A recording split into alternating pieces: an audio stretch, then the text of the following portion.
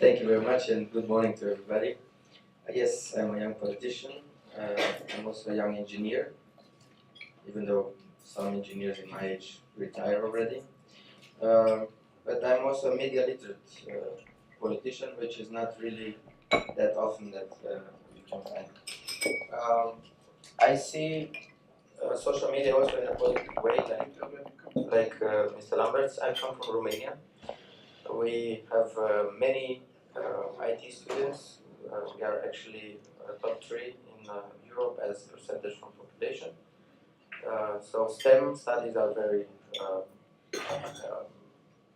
well promoted in my home country. So I said I'm positive also towards social media and online interaction because I know what MIRC is, MIRC. I don't know how many of you know that. Then we had the Yahoo Messenger, then we had the High Five, then Facebook started, and we have all the tweeting and all the chatting and now videos and so on. I'm not a Snapchat guy, but maybe it will come. So I use all these platforms to engage, also in my political life, but especially in my personal life, to interact with my colleagues. Now I call my wife every morning, every evening, and sometimes in between to see my daughter, to talk, and I can see her. Such things didn't exist. Maybe when Mr. Lambert was my age. But those are positive things that were brought us by social media and digital interaction. The negative parts we could hear when we saw Facebook and Cambridge Analytica, how they use data and how they use our psychological profile to influence our votes. And this is a threat to our democracy. This is something that we didn't prepare for when social media was invented or was getting more and more support. I can compare this with nuclear fusion. Well, right? It's a positive thing that happened. It gave us a solution for a huge problem in the energy sector, but it also brought us the nuclear bomb and threats that are related to it. I heard this example, and I liked it a few years ago in a debate also around social media, artificial intelligence, and so on. And I think we have to prepare more because we lost a little bit time to prepare for that. Of course, we have GDPR. GDPR is a good step, although it was criticized when it was adopted by the European Parliament. In the US, Canada, they laughed about us. This will hinder your innovation in the IT sector.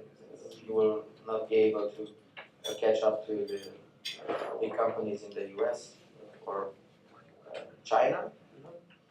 So, but now after Cambridge Analytica and after the let's say, mistrust in the results of the election in the United States, there are voices and voices also in the States, but mostly in Canada, that ask for PPR for North America.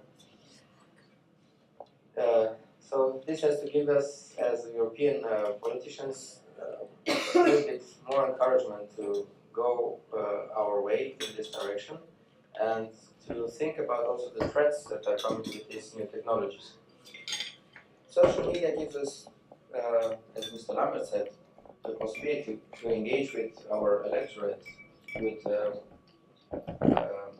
people, mostly young people that are not interested in politics. This gives us the possibility to have a voice and transmit to them why it is important to go to elections, why it is important to study about or to read about people that will be elected or not, or candidates. What will happen if you're not going to go to elections? Other generations will choose for you. Let's take the Brexit example. The youth didn't want Brexit to happen, but it didn't appear in a high percentage in the vote. So by a narrow margin, Brexit happened, and this will influence most of their lives, not the rest of the lives of those that decided to bring Britain out. So what to do? we have to invest more in education, in media literacy. We have to embrace the challenge that teachers have to understand what this means. Because we have my parents' generations that, at least in Romania, are not really that used to technology. And they are used to paper. The information that is written on a paper, and that this information is well documented, that this information was challenged and it was done by somebody else, that it's their job to challenge information, to have a critical mindset, to be sure that they have at least 2 or 3 sources that certify this information, and then only then it gets on the paper and it gets to you to be read. But it's not the same thing in the online sector, because there we all have a voice. We all can write whatever we want. So sometimes my parents read and call me or send me a WhatsApp. Did you see that? Yes, but it's not true. Yes, but this is taken out of a context. Yes, but this is said by these persons to influence this and that. And then we have my generation that see the headline, the growing role of social media in the EU, boring. But they see Emilian Pavel is a thief. Then they don't go inside the article.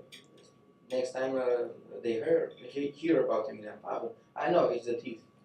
But it may be a meme, a joke, the headline, and in the article it was 1st of April or something like that. So we have to tackle this huge generation. There are some in between, but we have to tackle this in a different way. We have to show more and more, and mostly also in the social media environment, how does social media work, who gets access to it. You have to show them that this information is not challenged. You have to do it. You have to be a journalist in a kind of way, a classical journalist, so you can look behind the information, analyze it. This will be very difficult. I try to do this with my parents. I have to say I try to do this with myself by making my bubble larger. I know I'm in a bubble. Everybody is in a bubble. We are the Brussels bubble. We have the party bubble. We have the, I don't know, our friends. But I try to make my bubble larger by following EPP politicians in their activity. Romanians, don't worry, Mr. Lamberts, I follow your activity and it's more positive. But my colleagues from Romania have quite a negative approach towards politics in Romania and try to push us too much in this negative debate. But I follow them because I want to see and I want to prepare myself to react to certain battles that we will fight, because they are preparing a few things.